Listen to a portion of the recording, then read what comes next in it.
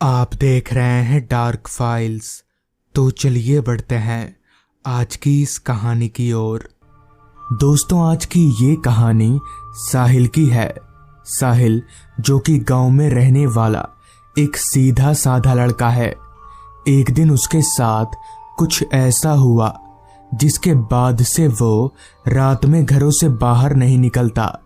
दरअसल हुआ कुछ यूं था कि एक दिन अचानक ही साहिल के मन में उसके मामा के घर जाने की तलब जाग उठी। साहिल के मामा जी का घर उसके यहाँ से तकरीबन 80 किलोमीटर की दूरी पर था। यहाँ से उसके मामा जी के घर जाने के लिए काफी सारी बसें चलती थीं, इसलिए साहिल के लिए जाना कोई मुश्किल काम नहीं था। बस परेशानी ये थी कि उसकी मम्मी उसे जाने की परमिशन देगी या नहीं। साहिल ने अपनी मम्मी से इस बारे में बात की तो पहले तो उसकी मम्मी ने उसे साफ तौर पर मना कर दिया, पर जब साहिल ने 2-3 बार समझाकर कहा तो उसकी मम्मी मान गई और साहिल को उसके मामा के घर जाने की परमिशन दे दी। जिसके बाद साहिल मामा जी के घर जाने की तैयारी करने लगा। साहिल ने तय किया कि वो दोपहर वाली बस से मामा जी के घर जाएगा और शाम तक पहुंच जाएगा। जिसके बाद ठीक दोपहर के 3 बजे साहिल अपने घर से निकल गया और बस स्टॉप की तरफ जाने लगा। साहिल अभी बस स्टॉप की तरफ जा ही रहा था कि तभी रास्ते में उसे उसका दोस्त करण नजर आया। तभी करण ने साहिल से बोला, कहाँ जा रहा है? इस पर साहिल बोला, मामा जी के घर जा रहा हूं। साहिल की बात सुनकर करण बोला, अच्छा तेरे मामा जी का घर बाजपुर है ना? मैंने अपने पापा से सुना है कि वहां आजकल कुछ अजीबोगरीब घटनाएं हो रही हैं। पता नहीं और क्या क्या बता रहे थे पापा। करण की बात सुनकर साहिल बोला, ये सब बेकार की बातें, मैं इन सारी चीजों पर विश्वास नहीं करता। इतना कहकर साहिल वहां से आगे चला गया। वो सीधे बस स्टॉप पहुंचा और वहां से बाजपुर जाने वाली बस में सवार हो गया। और साहिल की किस्मत इसी के साथ ही खराब होनी चालू हो गई, क्योंकि साहिल जिस बस में सवार हुआ था उस खटारा की हालत देखकर ऐसा लग नहीं रहा था कि वो अनुमानित वक्त पर साहिल को बाजपुर उतार भी पाएगी। पर साहिल अब कुछ कर भी नहीं सकता था। बस को चलते हुए अब करीब घंटा भर जैसा होने को था। आसमान धीरे धीरे काले बादलों की गिरफ्त में जा रहा था। क्योंकि मौसम बरसात का था तो ऐसे मौसम का रंग बदलना भी लाजमी ही था। कुछ ही देर में अंधेरा हो गया। अब अंधेरा सच में हो गया था या काले बादलों की वजह से लग रहा था, ये नहीं पता। पर फिजा में रोशनी का अब एक कतरा भी नहीं था। यूं ही कुछ देर तक चलते रहने के बाद बस बाजपुर गांव पहुंची। बस के रुकते ही साहिल बस से नीचे उतरा। उसके अलावा बस से वहां और कोई भी नहीं उतरा था। साहिल को उतारकर बस वहां से चली गई। साहिल ने एक नजर अपने चारों तरफ देखा तो आसपास का माहौल देखकर वो दंग रह गया, क्योंकि वहां उसके अलावा ना तो कोई आदमी नजर आ रहा था और ना ही कोई सवारी जिसकी मदद से वो अपने मामा जी के घर तक पहुंच सके। साहिल को समझ नहीं आ रहा था कि आखिर गांव का ये हाल क्यों है। पहले तो यहाँ रात भर गाड़ियां आती जाती रहती थी और लोगों की चहलकदमी भी होती थी। साहिल अभी ये सब सोचते हुए इधर उधर देख ही रहा था कि तभी उसे कुछ ही दूरी पर एक चाय की टपरी नजर आई। साहिल ने सोचा शायद उस टपरी वाले को पता होगा, लिहाजा वो उस टपरी के नजदीक गया तो उसने पाया कि वो टपरी वाला भी अपनी दुकान बंद करने की ही तैयारी कर रहा है और वो बहुत जल्दी में नजर आ रहा था। तभी साहिल ने अपने काम में व्यस्त उस टपरी वाले से कहा, चाचा इतनी जल्दी दुकान क्यों बंद कर रहे हो? साहिल की आवाज सुनकर वो टपरी वाला एकदम से चौंक गया और बोला, वो क्या है कि मौसम सही नहीं लग रहा है, ऊपर से उनका भी डर है ना। इस पर साहिल बोला, उनका किनका डर? साहिल की बात पर टपरी वाला बोला, आप नहीं जानते उनको? लगता है आप पहली बार आ रहे हैं यहाँ। इस पर साहिल बोला, नहीं, ये मेरे मामा जी का घर है, पहले भी बहुत बार आ चुका हूं मैं। साहिल की बात पर टपरी वाला बोला, साहब मेरे पास आपसे बहस करने का वक्त नहीं है, बारिश आए इससे पहले आप निकल लो वरना बुरा फंसोगे। साहिल समझ गया कि जरूर ये आदमी दिमाग से हल्का है, वरना ये बेतुकी बातें नहीं करता। इसलिए साहिल ने और कुछ भी बोलना ठीक नहीं समझा। साहिल वहां खड़े खड़े घर पहुंचने का कोई उपाय ढूंढ ही रहा था कि तभी उस टपरी वाले ने बोला, कहो तो मैं तुम्हें अपने घर ले जा सकता हूं, चलोगे?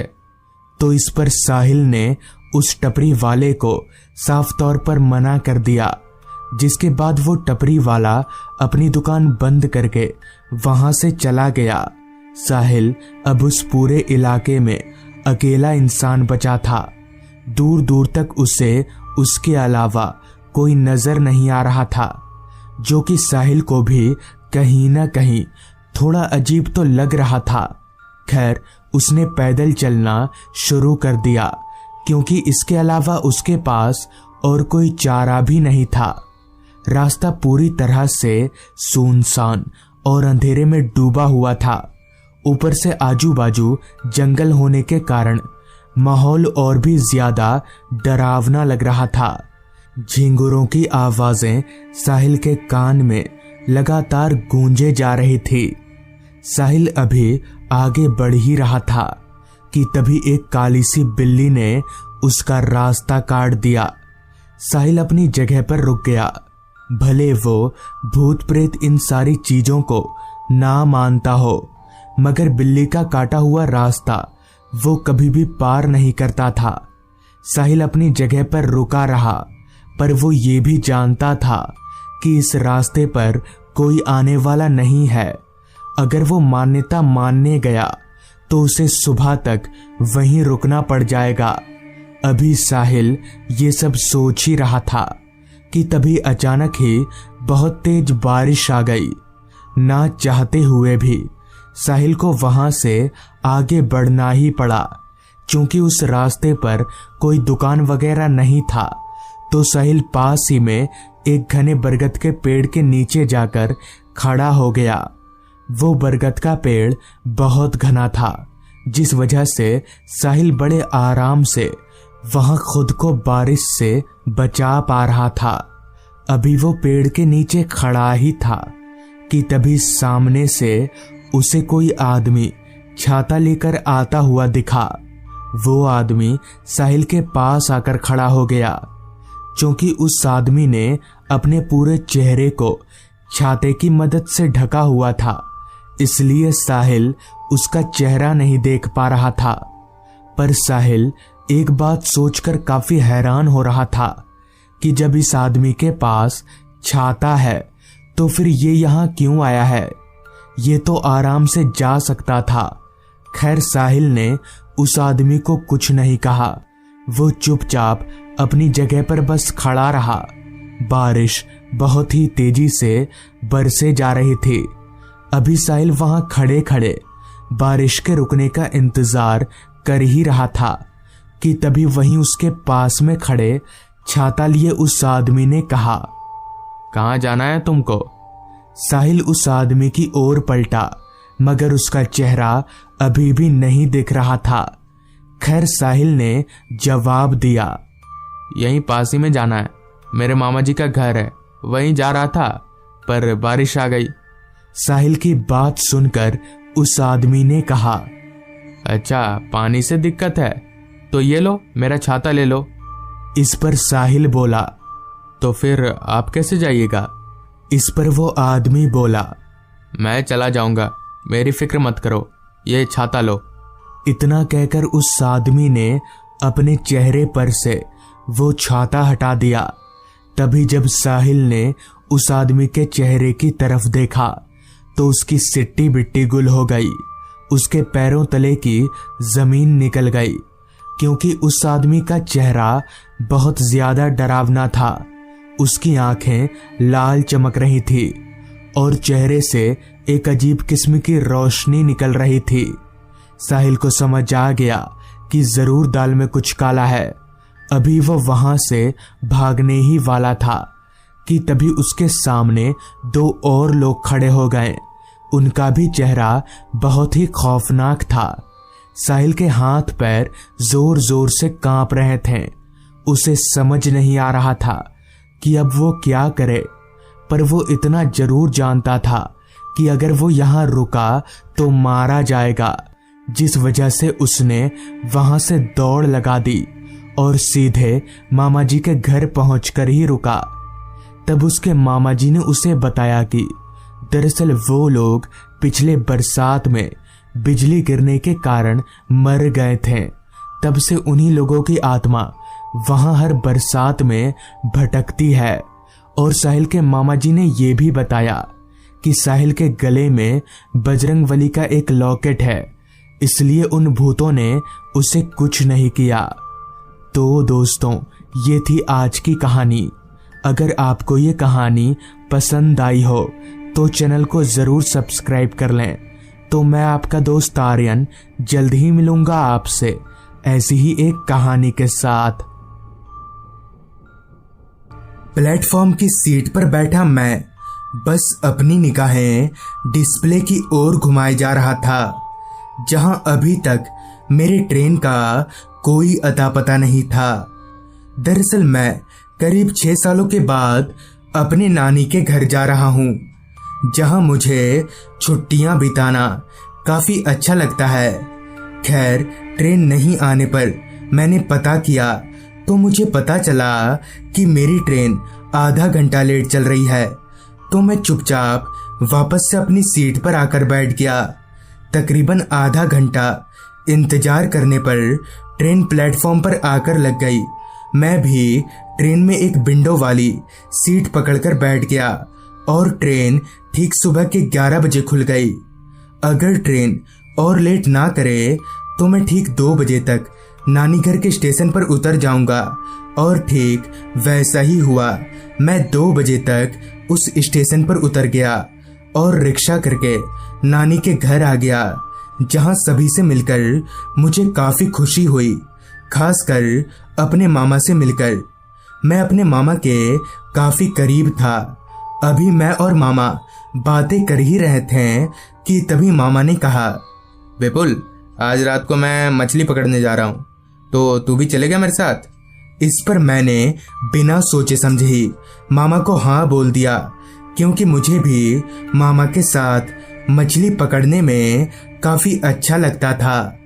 दरअसल मेरे मामा नाव लेकर नदी में घूम घूम कर मछली पकड़ा करते थे और सुबह होते ही उन मछलियों को बाजार में बेच आते। खैर, दोपहर का खाना पीना खाने के बाद हमने थोड़ा आराम किया और अंधेरा होते ही रात का खाना लेकर नदी के पास आ गए, जहां मामा ने मुझसे कहा, विपुल, तू नाव में बैठ, मैं रस्सी खोल कर आता हूँ। मामा की बात सुनकर मैं नाव में चढ़कर बैठ गया और मामा भी रस्सी खोलकर नाव में आ गए। हमारा नाव काफी छोटा था, जिसमें बस 2 लोग ही आराम से बैठ या सो सकते थे। मामा नाव को चप्पू के सहारे चलाए जा रहे थे। चलते चलते हम घाट से काफी दूर आ गए थे, मगर अभी तक हमें एक भी मछली नहीं मिली थी। जिस पर मामा ने कहा, लगता है कोई नाव अभी अभी मछली पकड़ कर गया यहाँ से, इसलिए मछली नहीं मिल रही। जिस पर मैंने कहा, तो क्या करें मामा अब? इस पर मामा ने कहा, हम लोग नाव को अभी किनारे पर लगा देते हैं और सो जाते हैं, फिर आधी रात को उठकर मछली पकड़ेंगे। ये तो सच बात थी कि मछलियां आधी रात को ही ज्यादा मिलती हैं। मामा ने नाव को किनारे ले आए और नदी के किनारे एक पेड़ से बांध दिया वो जगह जहां अभी हम थे वो पूरी तरह से जंगलों से घिरा हुआ था। रह रहकर जंगली जानवरों की आवाजें आ रही थी उस जगह से। देखने से तो वो जगह काफी डरावनी मालूम पड़ रही थी, जिस पर मैंने मामा से कहा, मामा कुछ अजीब नहीं लग रहा है यहाँ? जिस पर मामा ने कहा, क्यों, तुम्हें डर लग रहा है क्या? अभी हम बातें कर ही रहे थे कि तभी मैंने पूछा, मामा आप तो रात रात भर नदी में घूमते रहते हैं ना, आपने कभी भूत वूत देखा है? जिस पर मामा ने कहा, नदी में नहीं मगर देखा है। इतना सुनने के बाद मैं अब कहाँ चुप रहने वाला था। जिस पर मैंने मामा से कहा, आपने कहाँ देखा है और कब देखा है? इस पर मामा ने बताना शुरू किया। दरअसल आज से करीबन 4 साल पहले की बात होगी। उस दिन भी मैं शाम को ही मछली पकड़ने घर से निकल आया था, मगर उस शाम मुझे काफी सारी मछलियां मिल रही थी और ठीक रात के 10 बजे तक मैंने बहुत सारी मछलियां पकड़ ली। गर्मी का मौसम होने के कारण मैंने तय किया कि जल्दी ही जाकर इन मछलियों को बाजार के दुकानदारों को बेच आता हूँ। ये तय करने के बाद है मैं अपने घर आ गया और अपनी साइकिल पर सारे मछलियों को लेकर निकल गया। उस समय हमारे गांव में बिजली की सुविधा नहीं थी, इसलिए पूरा रास्ता अंधेरे में डूबा हुआ था। सन्नाटा इस कदर पूरे रास्ते पर फैला हुआ था कि रात कीड़ों की आवाज साफ साफ सुनाई पड़ रही थी। रास्ते पर आदमी तो दूर, कोई कुत्ता तलक भी दिखाई नहीं पड़ रहा था। अभी मैं आगे बढ़ ही रहा था कि तभी अचानक से मेरी साइकिल भारी होने लगी और मैं अब 2 आदमियों का भार साइकिल पर महसूस करने लगा। मगर ऐसे कैसे हो सकता था? मैं तो अकेला ही जा रहा था कि तभी मुझे अपने पीछे की ओर से कुछ चबाने की आवाजें आने लगी। मैं जैसे ही पीछे पलटा तो मेरे होश उड़ गए। दरअसल ठीक मेरे पीछे एक औरत बैठी हुई थी, जिसकी शक्ल मौत से भी ज्यादा डरावनी थी और वो औरत मेरे थैले में से मछलियों को निकालकर चबाई जा रही थी। ये देखकर मैं इतना डर गया कि मेरे हाथ पैर कपकपाने लगे, जिस कारण साइकिल से मेरा डिसबैलेंस हो गया और मैं वहीं गिर गया। साइकिल से गिरते ही वो औरत हवा में उड़ने लगी और मेरे मछली से भरे थैले को लेकर जंगल के भीतर चली गई। मेरी इतनी हिम्मत नहीं हो रही थी कि मैं उस औरत के पीछे जा सकूं, लिहाजा मैंने अपना साइकिल उठाया और काफी तेजी से घर की तरफ भागने लगा। उस दिन शायद मछलियों की वजह से ही मेरी जान बच गई, वरना उस रात वो औरत मुझे चबाती। बाद में मुझे कहीं से पता चला कि वो एक पिशाचनी थी जो उस रास्ते के एक बड़े से इमली के पेड़ पर रहती है। मामा जी की आप बीती खत्म होते ही हमने रात का खाना खा लिया और नाव पर ही लेट गए। लेटते ही मामा जी के खर्राटों की आवाज ने मेरे कानों में दस्तक दिया। मैं भी अपने आप को काफी अकेला महसूस करके सोने की कोशिश करने लगा और देखते ही देखते मेरी पलकें भारी होने लगी और नींद ने मुझे भी अपने आगोश में ले लिया। फिर काफी तेज आवाज से मेरी आंख खुली तो मैंने जो देखा उसे देखकर मेरे होश फाख्ता हो गए। दरअसल ठीक हमसे कुछ ही दूरी पर एक पेड़ गिरा हुआ था। उस पेड़ के ऊपर एक लंबा चौड़ा आदमी बैठा हुआ था, जिसका सिर उसके धड़ से अलग उसके हाथों में था। वो कटा हुआ सर बस मुझे ही देखकर जोर जोर से हंसे जा रहा था। अभी मैं डर के मारे कांप ही रहा था कि तभी वो शैतान चलकर हमारे नाव के पास आया और हमें करीब से देखने लगा। मैं किसी लाश की तरह चुपचाप नाव पर ही लेटा हुआ था। काफी देर नाव के पास खड़े रहने के बाद वो शैतान वापस से उस पेड़ पर जाकर बैठ गया और एक टक हमें घूरने लगा कि तभी सारी बातों से अचानक मामा जी उठकर बैठ गए। उन्हें देखकर वो शैतान वापस से हमारे पास आ गया और मामा जी का गला पकड़कर नाव से खींचकर ले जाने लगा। ये देखकर मैं एकदम से हक्का बक्का रह गया। मुझे समझ नहीं आ रहा था कि अब मैं क्या करूं कि तभी मामा ने चिल्लाकर कहा, विपुल, नाव के अंदर एक पोटली में भभूत है, उस भभूत को इस शैतान के ऊपर छिड़क। मामा की इस बात को सुनकर मैं भागकर नाव के पास गया और पोटली ढूंढने लगा। वो शैतान मामा जी के गले को इतनी तेजी से दबा रहा था कि मामा जी पूरी तरह से छटपटाने लगे थे कि तभी मुझे वो पोटली मिल गई।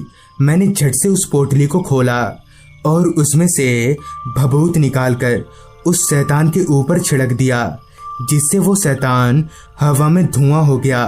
हमने भागकर नाव की रस्सी खोली और नाव लेकर अपने घाट पर आ गए। सुबह हमें पता चला कि वो आदमी एक राक्षस था जो आए दिन रात के वक्त दिख जाया करता है और मौका मिलने पर लोगों को मार देता है। गांव के कई मछुआरों को उस शैतान ने अपना शिकार बना लिया है। उस रात तो हमारी जान बच गई, लेकिन मैं और मामा जी अभी भी उस हादसे को याद करके सहम जाते हैं। तो दोस्तों, ये थी आज की कहानी। अगर आपके पास भी ऐसी ही कोई कहानियां हैं तो हमारे साथ जरूर शेयर करें। तो मैं आर्यन जल्द ही मिलूंगा आपसे ऐसी ही एक कहानी के साथ।